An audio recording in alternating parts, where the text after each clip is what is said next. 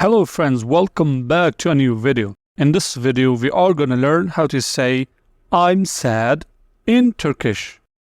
And also, I'm going to give you more examples. So let's get started. So if you want to say sad in Turkish, you can say üzgün, üzgün, sad, üzgün. You can also say mutsuz, mutsuz, mutsuz, sad. It means like not happy, mutsuz. Let me give you some sentences. Ben üzgünüm, ben üzgünüm. I'm sad. Ben üzgünüm. You can also say üzgünüm and remove ben. Üzgünüm or ben üzgünüm. Or you can say ben mutsuzum.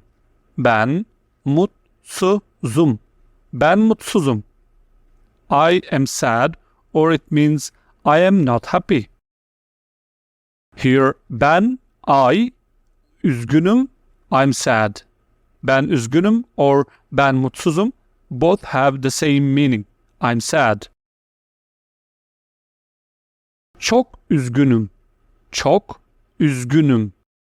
I'm very sad. Çok üzgünüm. Çok, a lot. Üzgünüm, I'm sad. Çok üzgünüm, I'm very sad. Son derece üzgünüm. Son derece üzgünüm. Son derece üzgünüm.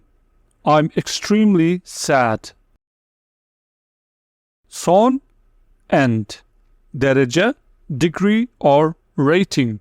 Son derece, it's like extremely. Üzgünüm, I'm sad. Son derece üzgünüm. I'm extremely sad. Sıkıntılıyım. Sıkıntılıyım. Sıkıntılıyım. I'm distressed. You should understand that this I is not I like English. It is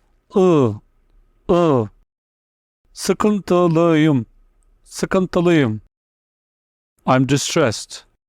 You can see sıkıntılı, distressed, I am. Sıkıntılıyım, I am distressed. Hüzünlüyüm. Hüzünlüyüm. Hüzünlüyüm. I'm sad. Here you can see hüzünlü, sad, I am. Hüzünlüyüm. Mutsuzum. Mutsuzum. Mutsuzum. I'm sad. It also means I am not happy. Mutsuz, sad or not happy. I am. It is suffix, of course. In Turkish, we use suffix at the end instead of I am. So, ben mutsuzum or mutsuzum. You can just remove ben and just say mutsuzum. I'm sad. Keyifsizim.